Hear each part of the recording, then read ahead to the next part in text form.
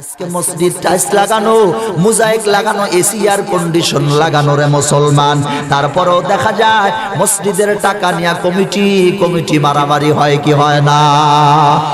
ও মুসলমান, আজকে দেখো মুসল্লির অভাব নাই। শুক্রবার আসলে আজ থেকে 15-20 বছর আগের দিকে লক্ষ্য করো, মুরব্বীরা যারা আপনারা আছেন একটু চিন্তা করে দেখেন, মানুষ নামাজের জন্য হেঁটে হেঁটে অনেক দূরে চলে গেছে। এদের ইতিহাসটাই ছিল সাহাবা একরামের ইতিহাস, কারণ আল্লাহর পয়গম্বরের সাহাবীরা মসজিদ থেকে বাড়ি অনেক সময় দূরে নিয়ে যায়। কয় কেন দূরে সরাও? আল্লাহর নবীর সাহাবীরা বলে, কয় শোনো, মসজিদ যদি বাড়ির থেকে দূরে হয় তাহলে যতগুলো কদম হবে তত কদমে আল্লাহ তাআলা গুনাহ মাফ করে দিবে। সুবহানাল্লাহ, জোরে বলেন না। প্রত্যেকটা কদমে কদমে গুনাহ মাফ, প্রত্যেকটা কদমে কদমে আমার আল্লাহ সওয়াব লিখে দিবে রে মুসলমান। যার কারণে এক জামানার মুরব্বীরা হেঁটে হেঁটে মসজিদে চলে গেছে। আজকে মসজিদের অভাব নাই, বাড়ি বাড়ি মসজিদ। খিচুড়ি নিয়ে ঝগড়া লাগছে তো পরের দিন মসজিদ বানায় ফেলাইছে। ঠিক কিনা জোরে বলেন? ও মুসলমান, এক সময় মুসল্লি ছিল অরিজিনাল মুসল্লি, আর আমরা হইলাম সব ফাওয়াইলুল লিল মুসাল্লি।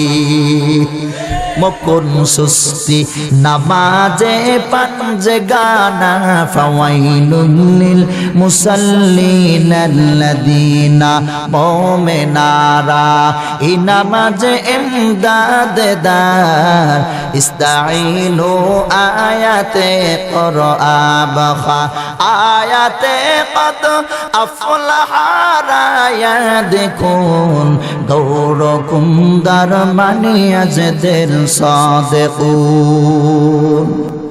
রাগ করতেছেন না তো? কষ্ট হচ্ছে আপনাদের ভাইয়েরা আমার? তাহলে আল্লাহ নবী বললেন যে এক নম্বর হলো الذي أرسله الله تعالى بالحق بشيرا ونذيرا وداعيا إلى الله بإذنه وسراجا منيرا. أما بعد فأعوذ بالله من الشيطان الرجيم. بسم الله الرحمن الرحيم.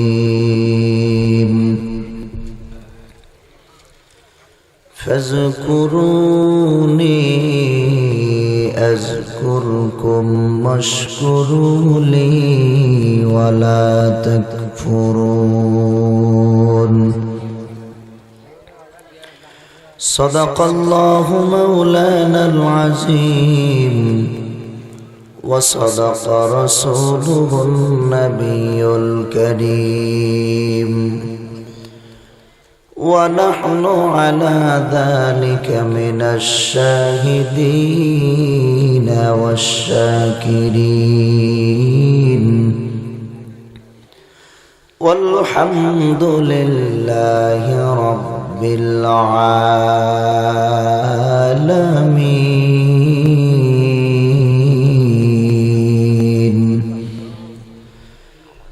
وقال رسول الله صلى الله عليه وسلم خيركم من تعلم القرآن وعلمه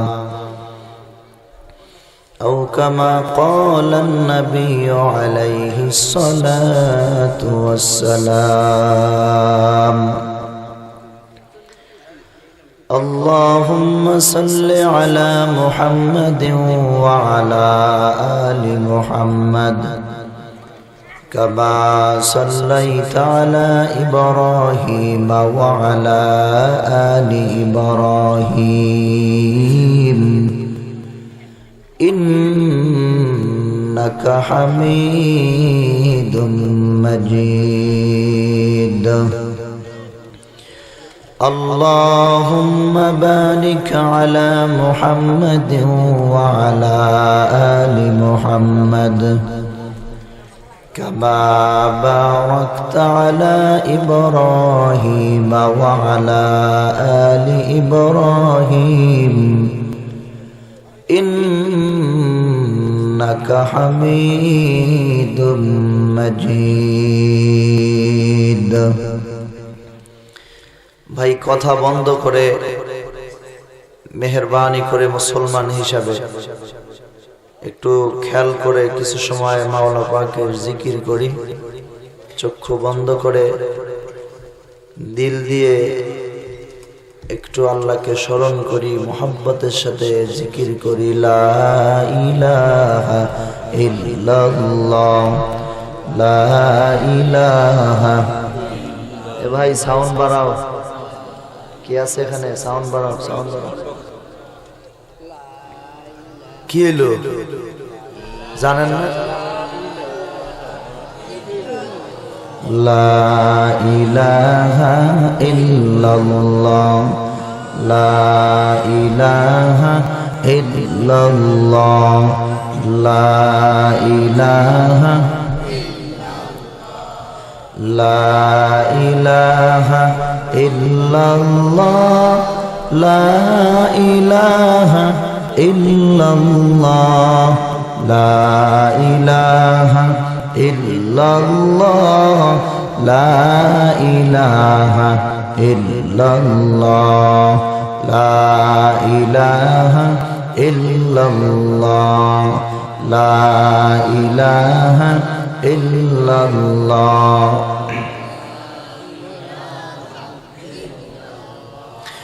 লা ইলাহা ইল্লাল্লাহ মুহাম্মাদুর রাসূলুল্লাহ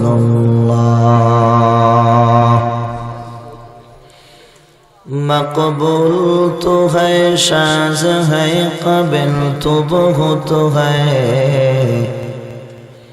मकबूल तो है शाज़ है क़ाबिल तो बहुत है आईना के मानिंदे तो नहीं दिल तो बहुत है आईना के मानिंदे तो नहीं दिल तो बहुत है एक चश्मे ज़दन गाफिल जा शाह नबाशी शायद के निगाहे कुनदा गाह नबाशी शायद के निगाहे कुनदा गाह नबाशी अल्हम्दुलिल्लाह अल जामिया अल इस्लामिया अल अहलिया फातिमातुज़ ज़हरा রাদিয়াল্লাহু তাআলা আনহা মহিলা মাদ্রাসা বুরুঙ্গা ওসমানীনগর সিলেট কর্তৃক আয়োজিত আজকের বিশাল ইসলামী মহাসম্মেলনের সুযোগ্য মোহতারাম সভাপতি প্রধান অতিথি বিশেষ অতিথিবৃন্দ উপস্থিত আছেন জাতির রাহবার ওয়ারাসাতুল আম্বিয়া হযরত উলামায়ে কেরাম দূর দূরান্ত থেকে আগত দিন প্রিয় ইসলাম প্রিয় কোরআনের ঝান্ডাবাহী দিনদার ঈমানদার মুসলমান ভাইরা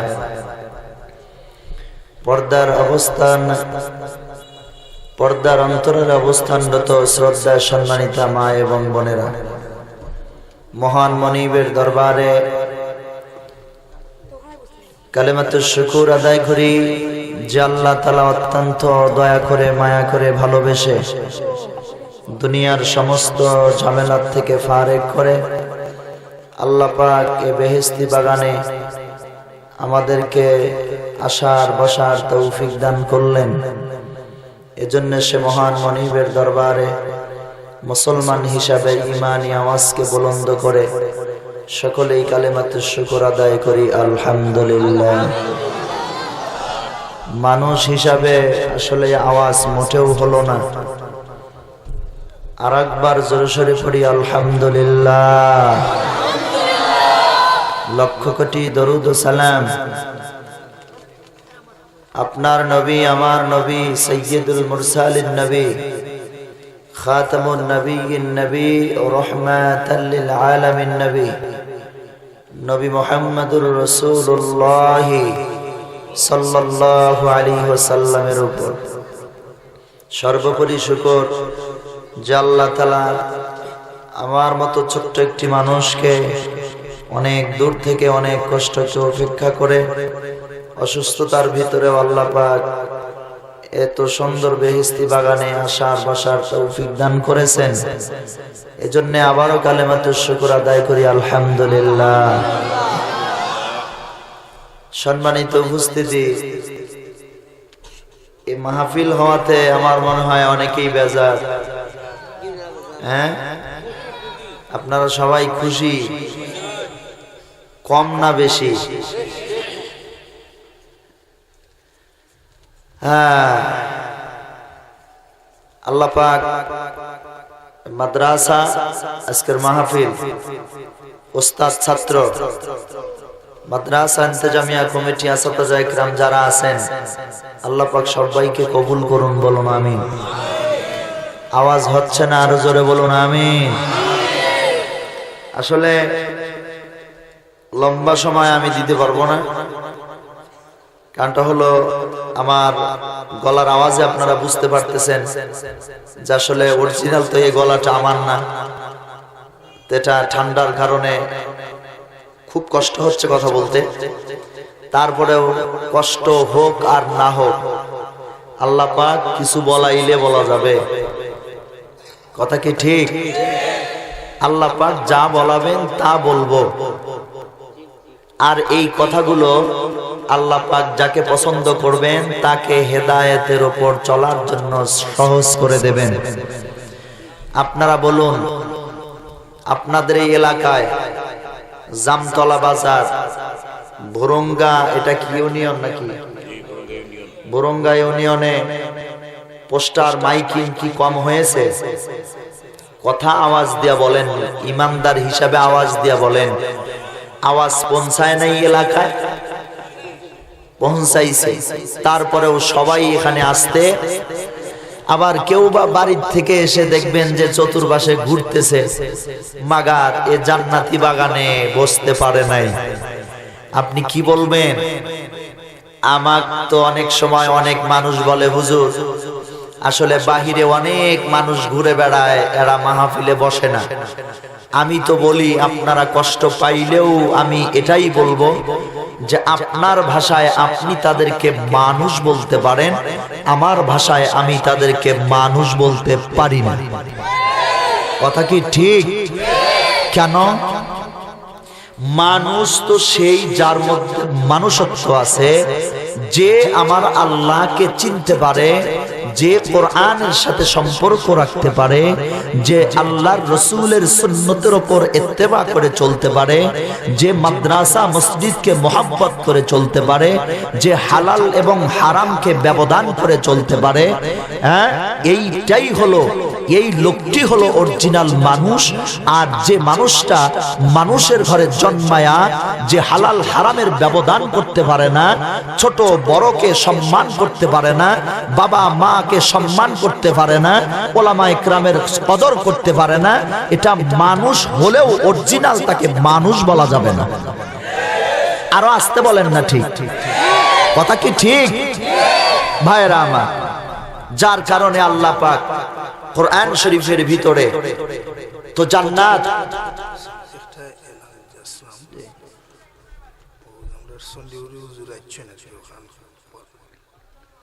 আচ্ছা আপনাদের চন্দ্রপুরি হুজুর আলহামদুলিল্লাহ উপস্থিত হয়েছে, উনি তাশরিফ আনছেন, আলহামদুলিল্লাহ বলুন, জোরে বলেন না আলহামদুলিল্লাহ। তো যেটা বলতে চাইলাম, যার কারণে আল্লাহ পাক পবিত্র কোরআন শরীফের ভিতরে কোথাও আমাদের দাম বাড়াইছেন, কোথাও আমাদের দাম কমাইছেন। কিন্তু দুঃখজনক হলেও সত্য যে আমরা মুসলমান জাতি, সেই সম্মান, সেই কদর আমরা ধরে রাখতে পারতেছি না।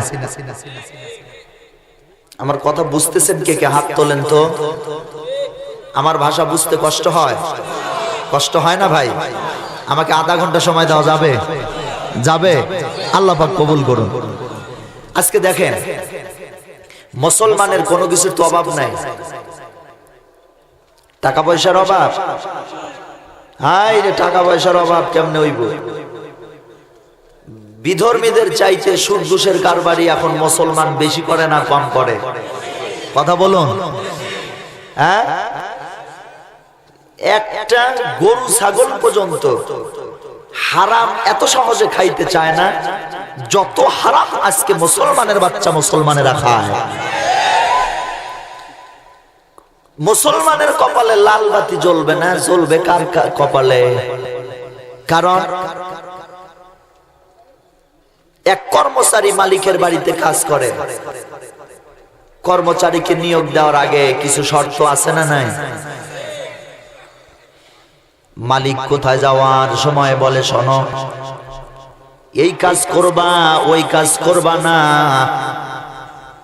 এই কাজ দুপুরের আগেই শেষ করবা, এটা আমার মালিকের পক্ষ থেকে শর্ত দিয়া দিলাম। ভাইয়েরা আমার, কোন কর্মচারী যদি কাজগুলো সঠিকভাবে না করে, আপনি শিক্ষিত মানুষ, এবার নিজের বিবেকটাকে প্রশ্ন করে উত্তরটা আপনি নিজেই নিয়ে নেন যে কোন কর্মচারী যদি মালিকের হুকুম না মানে রে মুসলমান, ওই মালিকের বাড়িতে কর্মচারীর জন্য আর ভবিষ্যতে ভাত জুটবে না। ভাইরা আমার, আল্লাহ রাব্বুল আলামিন ওয়াদা দিল, মুসলমান আমি একটা কোরআন, একটা সংবিধান তোমাদের জন্য পাঠায়া দিলাম। মুসলমান নবীর উম্মতের দল, আজকে আপনার সন্তান যদি একটা স্কুল কলেজ ইউনিভার্সিটিতে লেখাপড়া করে, তো মাস্টার যদি আপনাকে বলে অসুবিধা নাই, প্রশ্ন ফাঁস করে দিলাম, কিছু টাকা দেন, তো লাইন ক্লিয়ার। ঠিক কিনা জোরে বলেন? আপনি তারে মোহাম্মত করবেন, ভালোবাসবেন। কেন ভালোবাসবেন? বলে আমার সন্তানের জন্য প্রশ্ন ফাঁস করে দিল।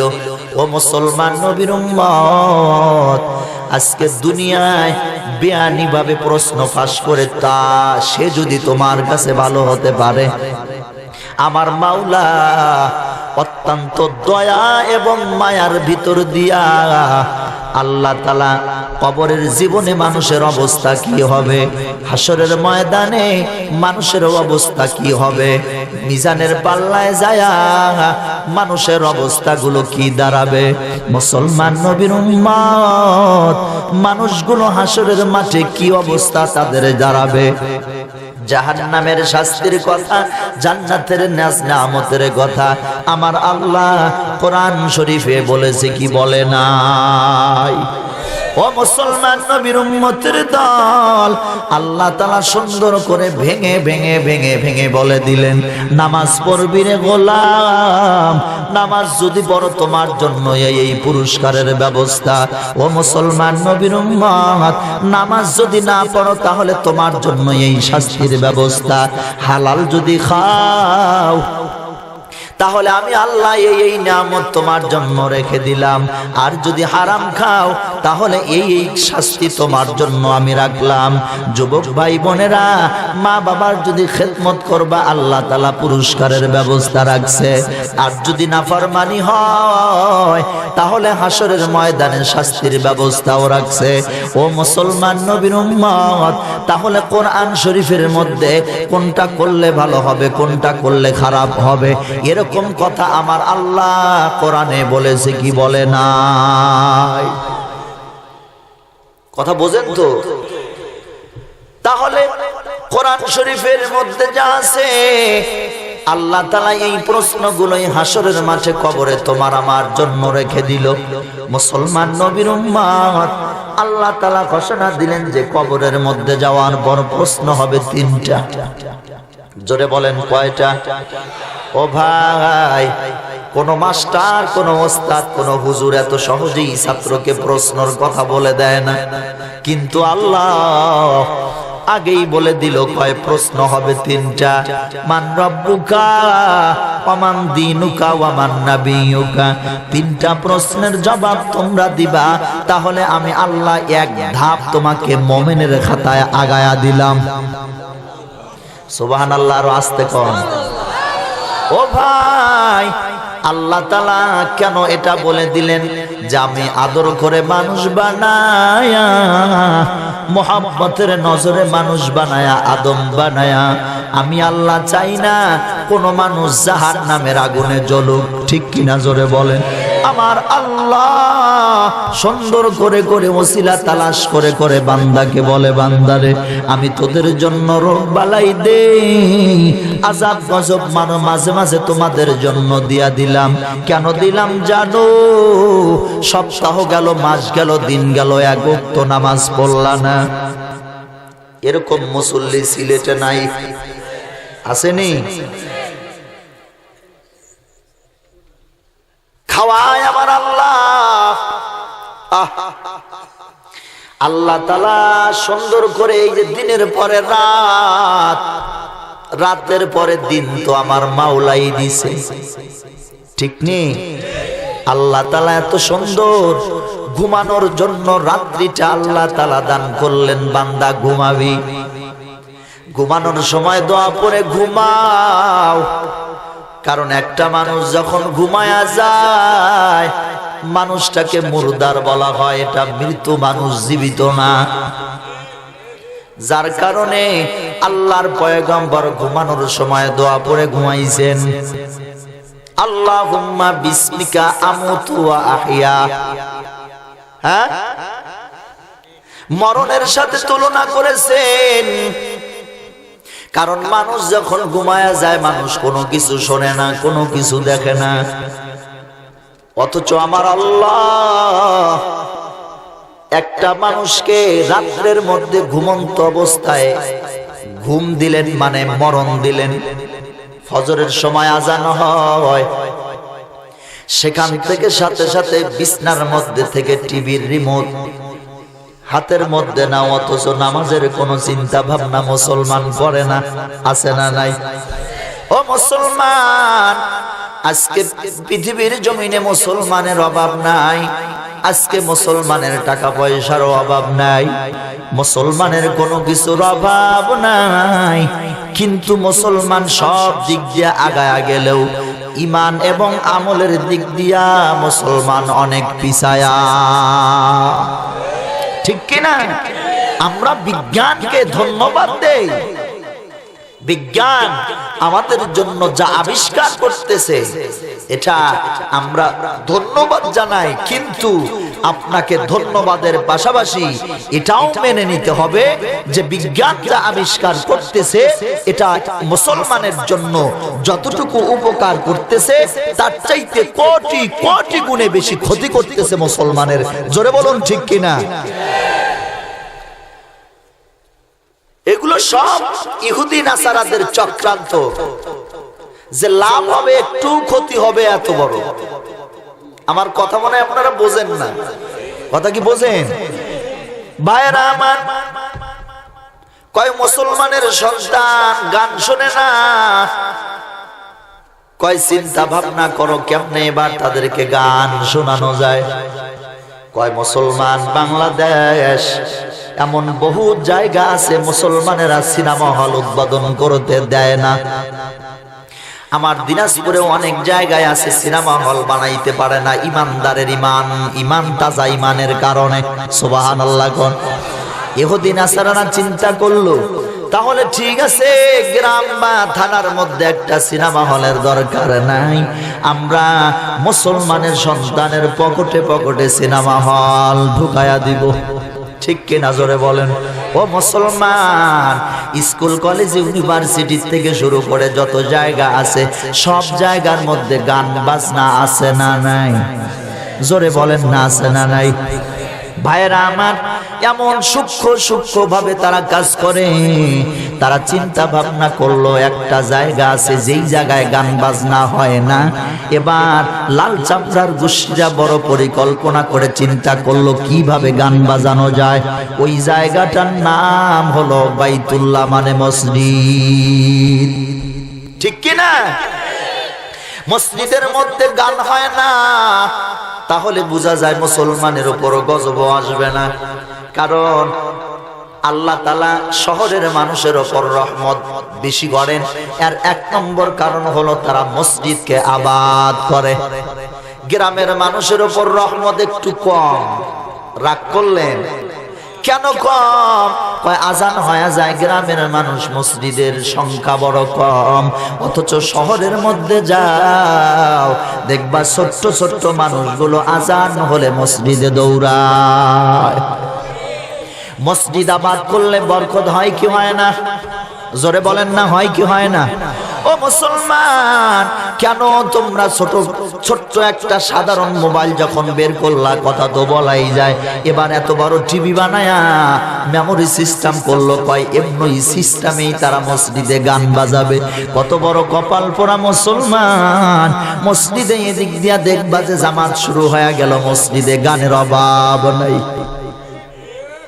তাহলে বোঝা যায় যে আমরা মুসলমান বিফল, আর তারা বেঈমানরা হয়েছে সফল। ঠিক কিনা ভাইরা আমার? প্রত্যেকটা কাজ দেখবেন এমন পদ্ধতিতে তারা করলো যেটা সুন্নতের বরখেলাপে কাজ করা হয়। তুমি একটা জিনিস করবা, কম্পিউটারের ভিতরে ইংরেজি লেখা সবচেয়ে বেশি সহজ, এরপরে বাংলা লেখা যায়, হিন্দি লেখা যায়, সব লেখা যায়। অথচ প্রেসের মধ্যে দৌড়াও, আরবি লিখতে গেলে তাদের দাঁত ভেঙে যায়। ঠিক একজন কয়, বাকিগুলো চুপ করে থাকে। আরে আপনারা তো শাহজালাল, হ্যাঁ কি শাহজালাল শাহপরান এলাকার মানুষ। আপনারা ঠিক এরকম আসতে করলে আমরা আর কি করব? কথা কি ঠিক? কি কপাল আপনি গরে গো, কি নিয়ামত আপনারা পাইছেন। শাহজালালের এই ভূমিতে আপনাদের চলাচল, যে নিয়ামতটা আমার দিনাজপুরে নাই। কথা কি ঠিক? সুতরাং সারা বাংলাদেশের মুসলমান যদি একদিকে হয়ে যায়, আল্লাহর ওলিদের সোহবতের কারণে সিলেটবাসী একাই 100 হওয়া লাগবে। জোরে বলেন ঠিক কিনা? এইবার না মুসলমানের আওয়াজ হয়েছে। রাগ করতেছেন আপনারা? ভাইরা আমার, তাহলে বলতে চাইলাম যে আমাদের মুসলমানের অবস্থা বড় খারাপ। আমাদেরকে যা বুঝায় আমরা তাই বুঝি। ঠিক কিনা? ও মুসলমান, আল্লাহর বড় বড় বুজুর্গ বান্দারা সকালবেলা মক্তব চালু করলো, কয় মসজিদে মসজিদের কোরআন শিক্ষা দাও। এমন পদ্ধতি বানায় মুনাফিক হলো বর্তমানের মুসলমান। কেন? ওয়াজের প্যান্ডেলে কয় ঠিক, মক্তবের মধ্যে পোলাপান না দিয়া, ছেলে মেয়ে পাঠায় না দিয়া স্কুলে পাঠাবে, এটাও ঠিক। কি? সব জায়গায় ঠিক, সব জায়গায় ঠিক। ভাইরা আমার, কত বড় কথা! ওলামা একরামের কথা বুঝার চেষ্টাও করে না। আলেমের কথা শুনলেই গা জ্বলে, শুনলেই গা জ্বলে। কিছুদিন আগে হাটহাজারী মাদ্রাসার মহাপরিচালক, আমাদের ওস্তাদ, হেফাজতে ইসলামের আমির শাহ আহমদ শফি মাদ্দাজিল্লুহুল আলিয়া হযরত যখন বললেন যে শোনো, মেয়েদেরকে এত বেশি স্কুলে পড়ানোর দরকার নাই, কিছু পড়াও, পড়ানোর পরে মাদ্রাসার লাইনে লেখাপড়া করাও। ও মুসলমান, আপনারা বলেন বর্তমানে মাদ্রাসায় বাংলা, অঙ্ক, ইংরেজি আছে না নাই? তোমরা আর কি জানো রে ভাই? এখন বর্তমান ওলামা একরামদেরকে আল্লাহ পাক এমন মেধা আল্লাহ পাক দান করলেন।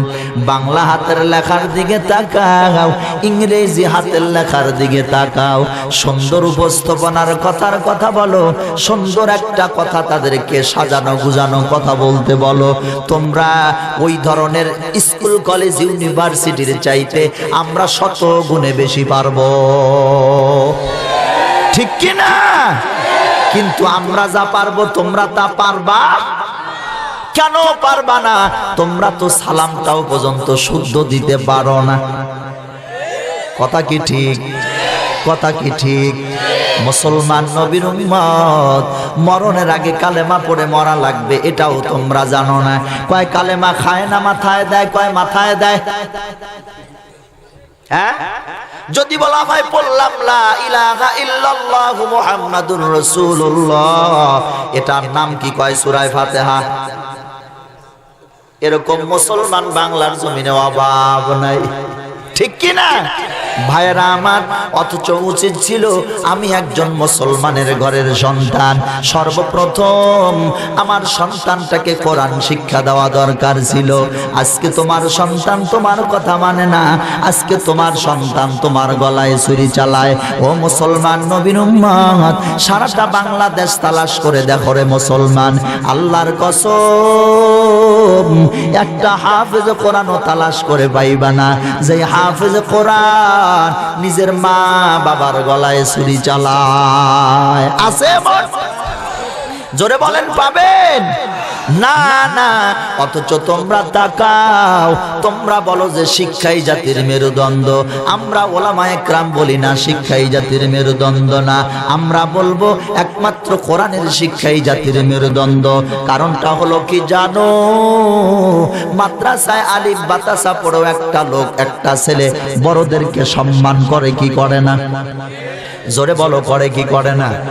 মা বাবারে কদর করে, সম্মান করে, ইজ্জত করে। অথচ তুমি এত বড় শিক্ষিত হয়েছো, এখনো তুমি বসে প্রস্রাব করতে শেখো নাই। কথা বল না কেন আপনারা? আমাদেরকে ভদ্রতা শিখায়। ওই এখানে কোন স্কুল কলেজ ইউনিভার্সিটির মাস্টার শিক্ষিত লোক থাকলে কষ্ট পায়েন না, কষ্ট পায়েন না। আপনাদের কথা বলছি না, কারণ আপনারা তো আপনাদের মা বাবার ভালো সন্তান, যার কারণে মাহফিলের মঞ্চে এসেছেন। কথা বলেন ঠিক কি না? আপনারা ভালো মানুষ, কিন্তু এমন মানুষ আছে যারা কোরআন হাদিসের কথা শুনলেই গা জ্বলে, শরীর জ্বলে।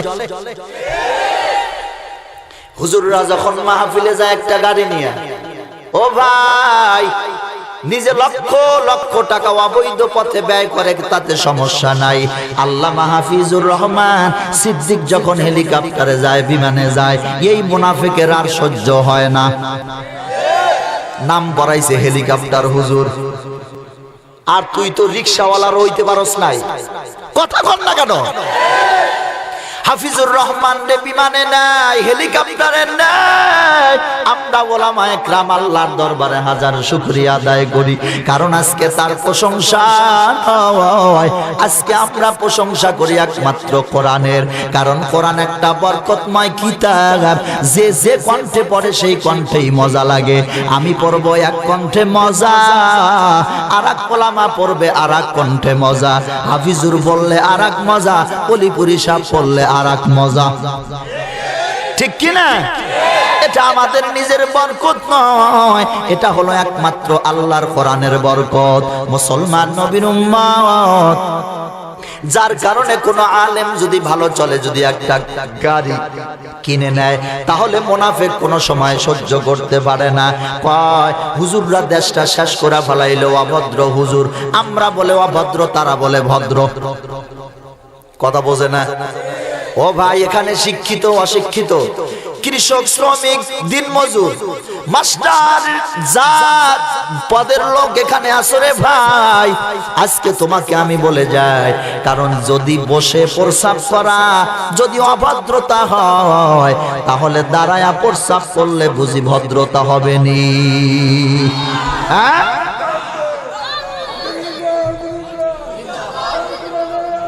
ভাইরা আমার, তাহলে মাদ্রাসার শিক্ষার ভিতরে প্রথম শিক্ষা হলো কয় বসে বসে প্রস্রাব করো, এটা আমার নবীর তরিকা।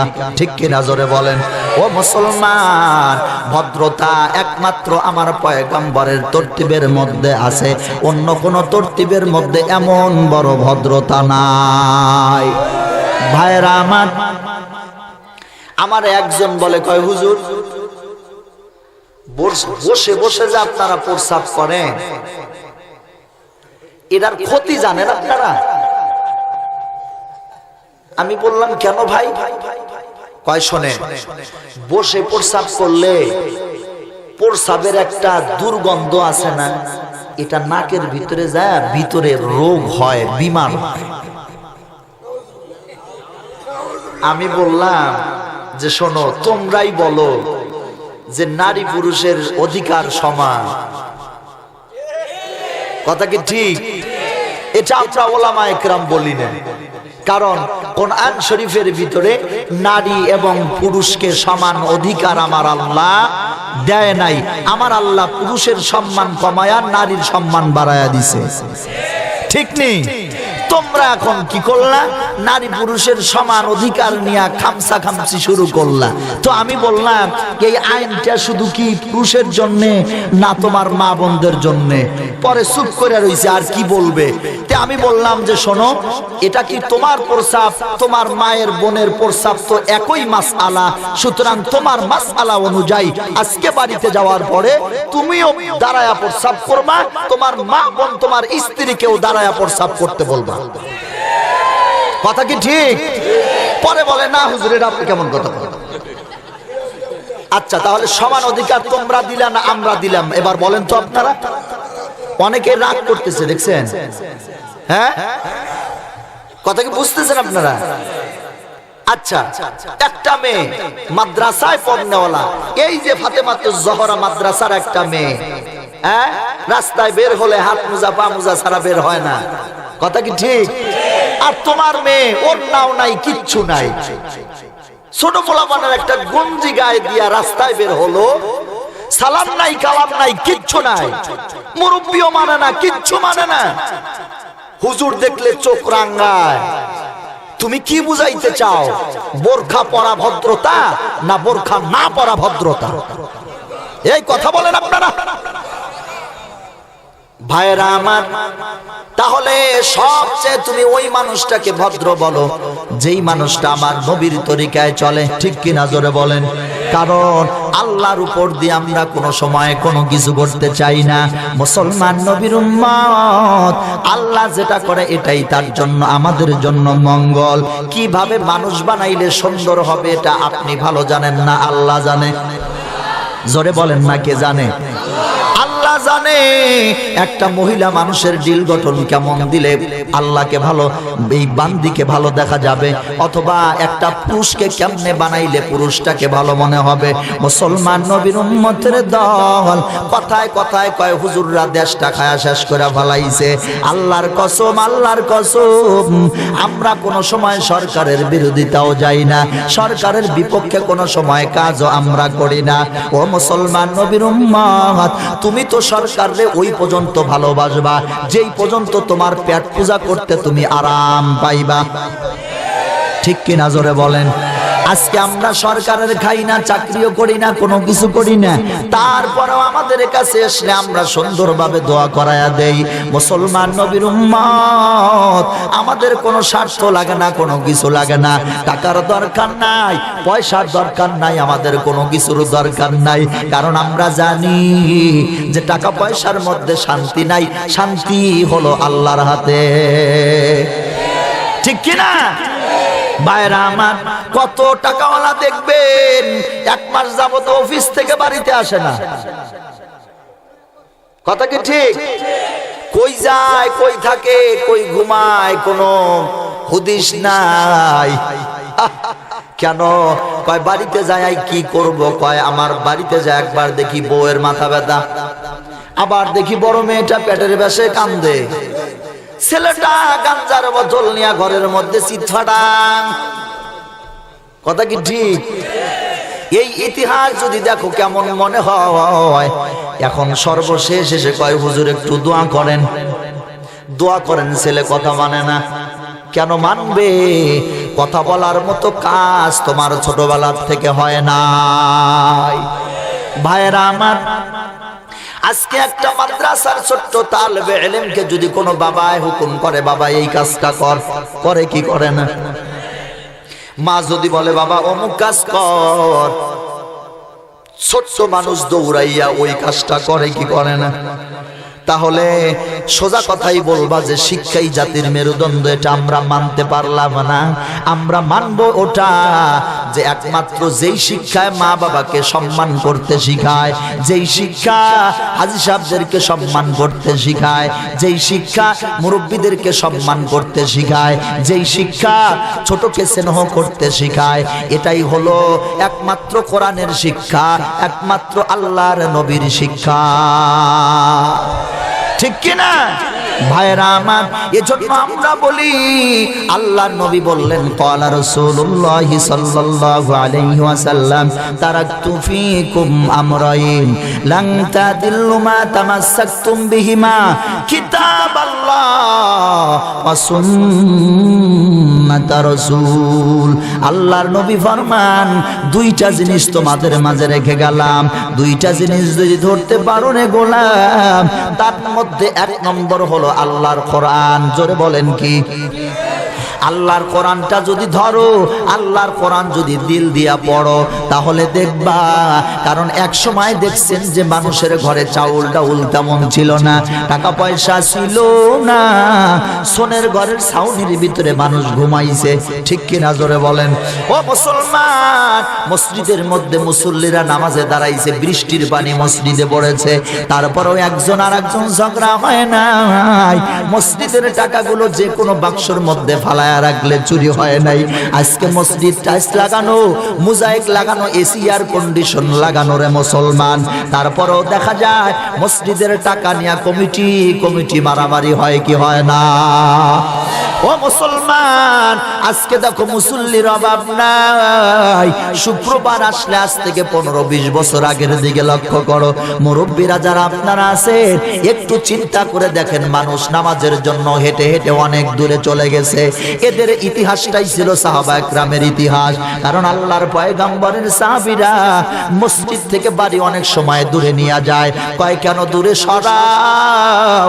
আল্লাহর নবীর সাহাবীরা বলে, কয় শোনো, মসজিদ যদি বাড়ির থেকে দূরে হয়, তাহলে যতগুলো কদম হবে তত কদমে আল্লাহ তাআলা গুনাহ মাফ করে দিবে। সুবহানাল্লাহ, জোরে বলেন না?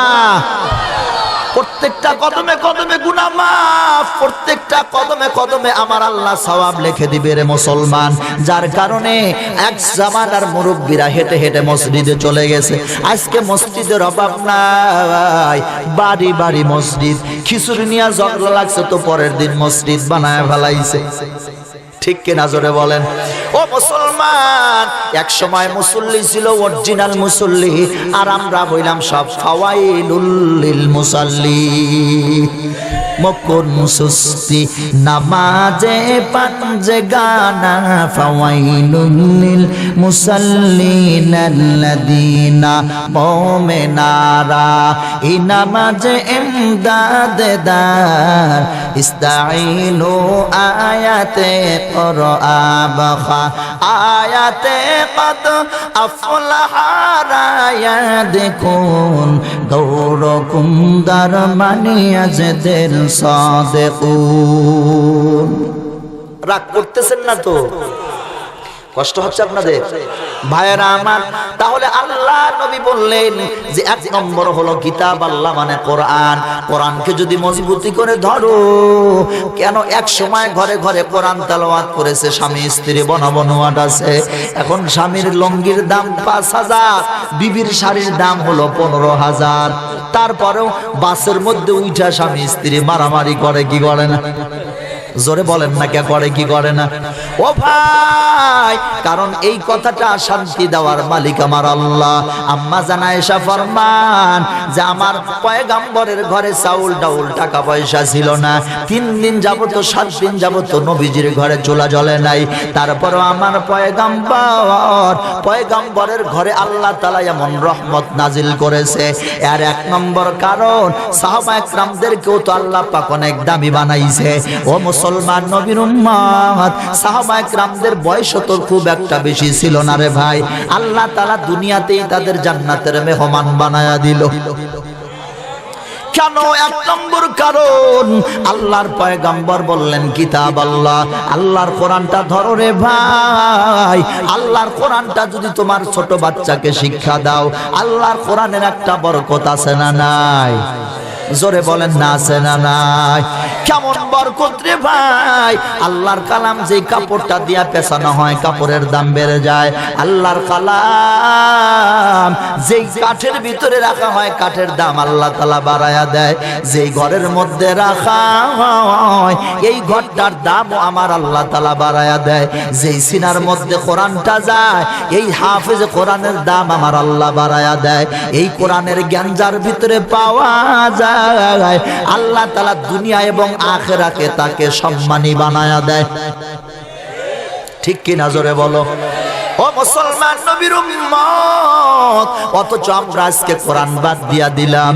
কোরআনের পিছনে ইংরেজি একটা সাবজেক্ট পড়াবে, মাস্টারের বেতন দেয় 2000 3000, অথচ মক্তব চলাকালীন একটা ইমাম সাহেবের বেতন যদি 50 টাকা করে ধরা হয়, তারপরও ইমাম সাহেব যাইয়া বাজারে যা সালাম দিয়া কয় ভাই আপনার মেয়ের বেতনটা দেন। কয় আজকে না কালকে আসেন। কথা কি ঠিক? এটা কি আমরা করি না আপনারা করেন? কারা কারা? ও মুসলমান, তাহলে বুঝতে হবে তুমি আজকে মুখে মুখে বলো আমি আল্লাহর কোরআন মানি, আল্লাহর কোরআনকে মহব্বত করি, কিন্তু আসলে আমরা প্র্যাকটিক্যালে তোমার ভিতরে মহব্বত পাই না। আজকে যদি মায়ানমারের মুসলমানের মতো অবস্থা হয় তাহলে যার যার মতো আমার মনে হয় বেঈমান হয়ে তাদের দলে চলে যাবে। আজকে রাজনৈতিক দলের মধ্যেও যদি তাকাও মুনাফিকের অভাব নাই। জোরে বলেন ঠিক কিনা? ও মুসলমান, মুসলমান আজকে মাইর খাবে না, মুসলমান আজকে গোল আলু হয়ে গেল রে ভাই। এক পোশাক নাই, এক পোশাক নাই। আল্লাহ তাআলা বলেন সিবগাতাল্লাহি ওয়া মান আহসানু মিনাল্লাহি সিবগা। আল্লাহ তাআলার রঙের চাইতে আর উত্তম রং আর কারো হতে পারে না। আল্লাহর রং হলো কোনটা? টুপি হলো আমার পয়গম্বরের সুন্দর একটা পোশাক, ঠিক নেই? পাঞ্জাবি পরবা, দাড়ি রাখবা, কত সুন্দর পোশাক। আজকে মুসলমান তা ভালো লাগে না। কোরআন আজকে মুসলমানের ভালো লাগে না। ও মুসলমান নবীর উম্মত, ল্যাংড়া খোরাডারে কি করলো? মাদ্রাসায় দেয়। সুন্দর চেহারাওয়ালাডারে নিয়ে স্কুলে দেয়। এও আবার হাজী সাহেব, এও আবার মুফতি সাহেব, এও আবার মুহাদ্দিস সাহেব, ঠিক নেই? আলেমের ছেলে পেলেও স্কুলে বহুত। সিলেটে নাই, দিনাজপুরে আছে। মাঝে মাঝে জিজ্ঞেস করি হুজুর আপনার ছেলে স্কুলে কে? দিছি দিছি, একটু না হইলে হয় না। ঈমান দুর্বল, ঠিক কিনা? ঈমান দুর্বল। ও ভাই, আজকে তোমার সন্তানটা যদি হাফেজে কোরআন হয়, কোন হাফেজে কোরআন না খায়া মরে নাই। কিসের নিয়ামতের শুকর আদায় করলা? সুন্দর জবান তো আমার মাওলাই দান করেছে, অন্য কেউ দিতে পারে নাই। যেই বাবার পূজা করো, যেই বাবার মাজারে যায় যায় গরু নিয়া দৌড়াও, তোমার বাবা বোবা মানুষের কথা দিতে পারে না। জোরে বলেন না কেন? আল্লাহ তাআলা সুন্দর কথা বলার ক্ষমতা কে দিয়েছেন? জোরে বলেন না কে? চিৎকার দিয়া বলেন কে? আল্লাহ তাআলা ফরমান আর রহমান আল্লামাল কুরআন খলাকাল ইনসান আল্লামাহুল বায়ান। ই কালামে জিন্দা কোরআন আনে হাকিম হিকমতে উলায়া জালাস তো কাদিম জামিউল ইলমি ফিল কুরআনে হাকিম তাকাসার আনহু আফহামুর রিজালি বাখা কুরআন কালামুল্লাহ বাশনু কাদিমাস্তি কাদিমাস্তি নাইনো।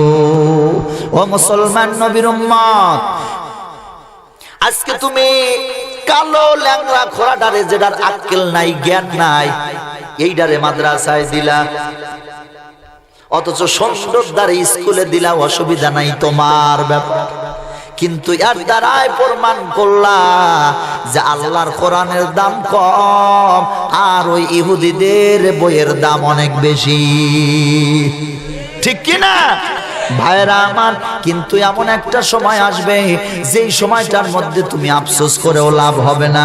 মুসলমান নবীর উম্মত, কথায় কথায় কয় মরণ অনেক দেরি আছে, মরবো পরে বোঝা যাইবে। মরণ দূরে না অনেক কাছে, জোরে বলেন নাকি?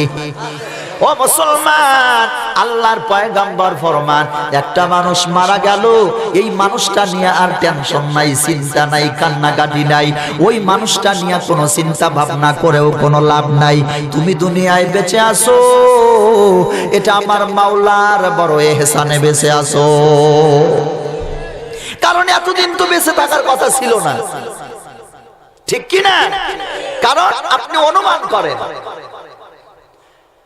হ্যাঁ যে আজান হয়ে গেলে ফজরের নামাজের জামাতের আধা ঘন্টা আগে আজান হয়, জামাতের আধা ঘন্টা আগে যখন আজান হয়ে গেল, জামাতের দেরি আছে কত আধা ঘন্টা, কিন্তু যখন একামত হয়, একামত হওয়ার পরে দেখছেন মুয়াজ্জিন সাহেব একামত দিয়ে উযু করতে গেছেন, জোরে বলেন না কেন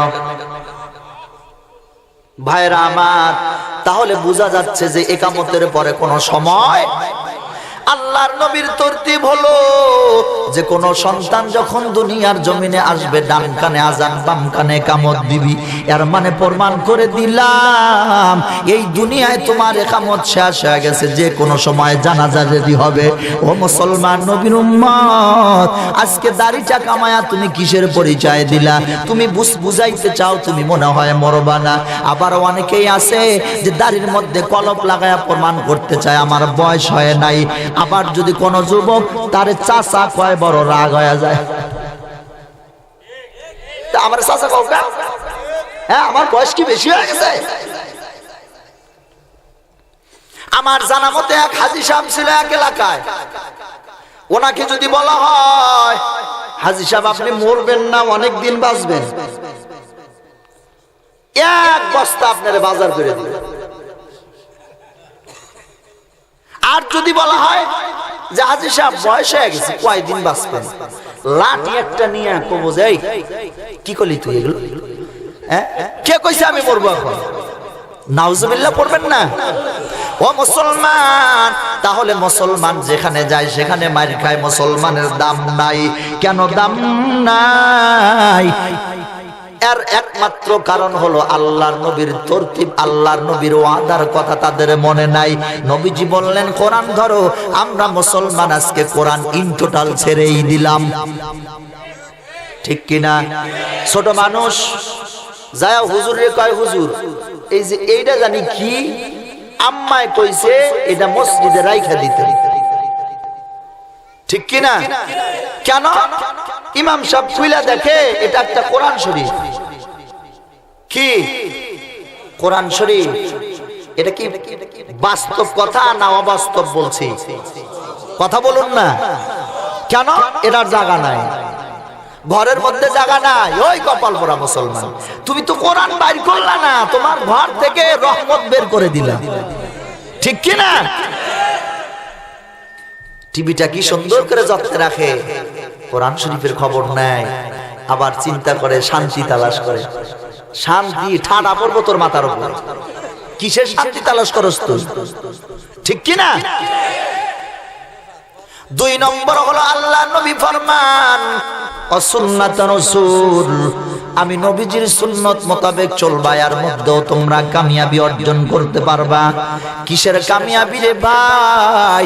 সুন্নত হলো সুন্দর করে দাড়িটা রাইখা দাও, যদিও ওয়াজিব।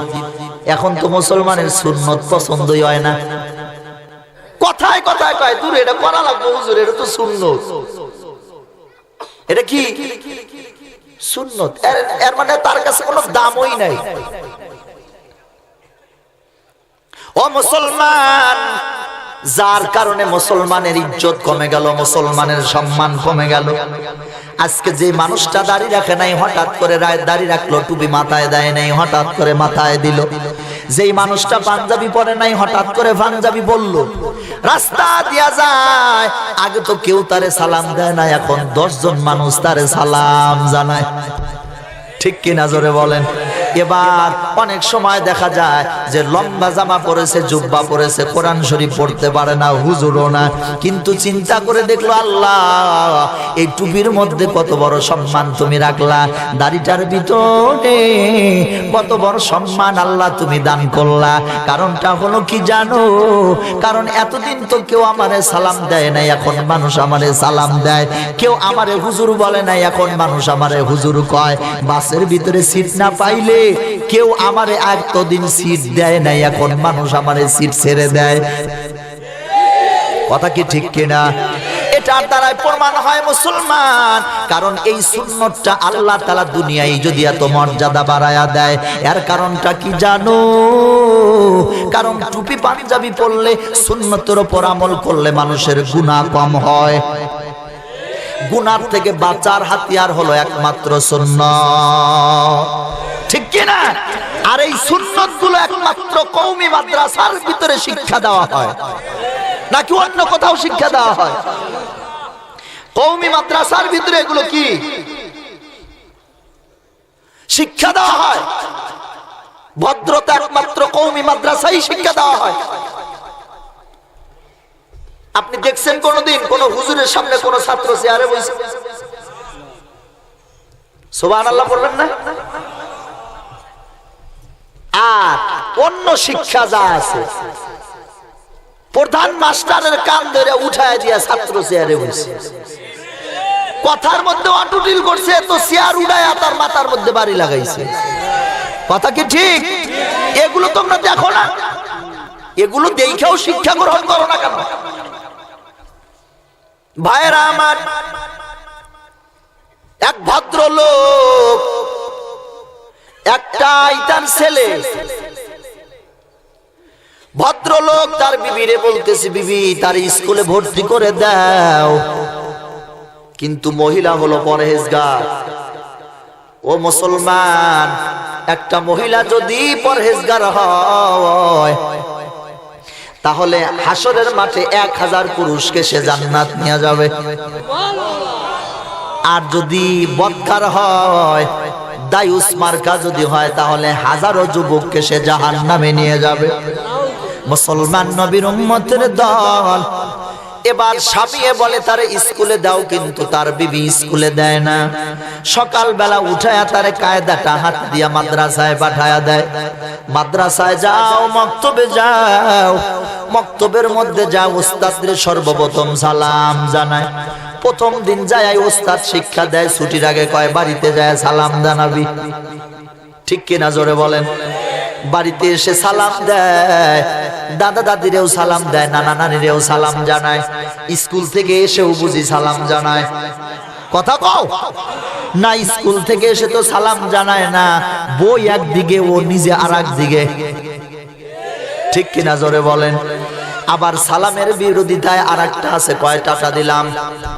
বরদোয়া গজব, ইহুদিদের গজব, নাসারাদের গজব। ঠিক কিনা জোরে কর? ও মুসলমান, এবার ছোট্ট মানুষ বাড়ির মধ্যে এসে মারেও সালাম জানায়, আসসালামু আলাইকুম ওয়া রাহমাতুল্লাহ। মুসলমান যুবক ভাই, বৃদ্ধা বাবা যুগে একটু কথাটা খুব মনোযোগ সহকারে শুনিয়া লও। এবার চাকরিজীবী মানুষ হঠাৎ করে বাড়িতে এসে দেখে যে সন্তান সালাম জানায়, এই করে সেই করে, দস্তরখানা বিছায়া খানা খায়। এবার বিবিরে কয়, শোনো, আগেই বললাম যে মাদ্রাসায় পড়লে কোনো সময় ভদ্রতা তারা শেখে না, সমাজের সাথে তারা তাল মিলায়া চলতে পারে না। ও মুসলমান নবীর উম্মত, আল্লাহর কোরআন তো আল্লাহ পাক আজকে নতুন পাঠায় নাই, এই কোরআন তো অনেক 1400 বছর আগে আল্লাহ পাক নাজিল করেছে তার হাবিবের উপরে। তোমরা মুসলমান যদি হও, তোমরা চিন্তা ভাবনা করে কথাটার উত্তর দাও। এই কোরআন শরীফের, এই কোরআন শরীফ কোনো মানুষের সাথে টালি লাগায়া চলে নাকি? জোরে বলেন, চলেনি? না না, কারণ কোরআন শরীফের সাথে তালি দিয়া তুমি চলবা, কিন্তু তোমার সাথে কোরআন কোন সময় তালি মিলাবে না। ও মুসলমান নবীর উম্মত, ভদ্রতা কারে বলে এটা আল্লাহ তাআলা কোরআনের মাধ্যমে শিক্ষা দিয়েছে। এবার ওই যুবক মাদ্রাসার মধ্যে যায়, যা ওস্তাদ শিখায় তা বাড়ির মধ্যে সে ওই কাজটাই সন্তানে করে। দস্তরখানা বিছায়া খানা খায়, দস্তরখানার ভিতরে একটা খানা পড়লে সেটারে আবার উঠায়া খায়। ঠিক কিনা জোরে বলো? ও মুসলমান নবীর উম্মতের দল, হঠাৎ করে ছেলের বাবা বলতেছে, কয় চলো আজকে বেড়াইতে যাব। কোথায় যাবে বেড়াইতে? কয় তোমার নানার বাড়িতে যাব। এটাকে তো হাদিস না, নানার বাড়িতে বেড়াইতে যাবে, নানার বাড়িতে বেড়াইতে যাবে। প্যান্ট শার্ট টাই পরতে বলে, সন্তান পরে না, কয় টুপি পরায়া দাও। সুবহানাল্লাহ কয় না? টুপি পরায়া দেয়, পাগড়ি পরায়া দেয়, রাস্তা দিয়া চলতেছে, মাও সাথে আছে, বাবাও সাথে আছে। মুসলমান নবীর উম্মত, এবার ছোট্ট মানুষের স্বভাব হলো মা বাবার কাছে মজা চাওয়া। আব্বা আমারে ওটা কিনা দাও, ওটা কিনা দাও, এরকম বলে কি বলে না? এবার ছোট্ট মানুষকে একটা চিপস বা বিস্কুটের প্যাকেট কিনে দেয়। ছাত্র মানুষ, ছোট্ট মানুষ এবার হেঁটে যাইতে যাইতে খাইতেছে, হঠাৎ করে একটা বিস্কুট ভেঙে মাটির মধ্যে যখন পড়ে গেল, আল্লাহর বান্দা তালেবে ইলম সুন্দর করে বিস্কুটটা উঠায়া পাঞ্জাবিতে মুইসা খায়া ফেলাইছে। সুবহানাল্লাহ, আস্তে কইেন, মানুষ শুনবো তো। ক্রিকেট খেলার মধ্যে তালি হয়, আইরে তালি।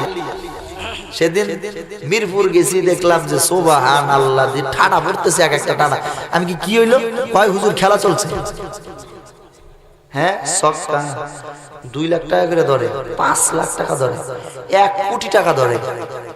চিন্তা করছে ভাই, আপনি দিলটা একটু নরম করে একটু চিন্তা করে দেখেন তো, গজব পড়বে না কেন মুসলমানের উপরে? হ্যাঁ, অথচ এই কথা কোনোদিন বলে না।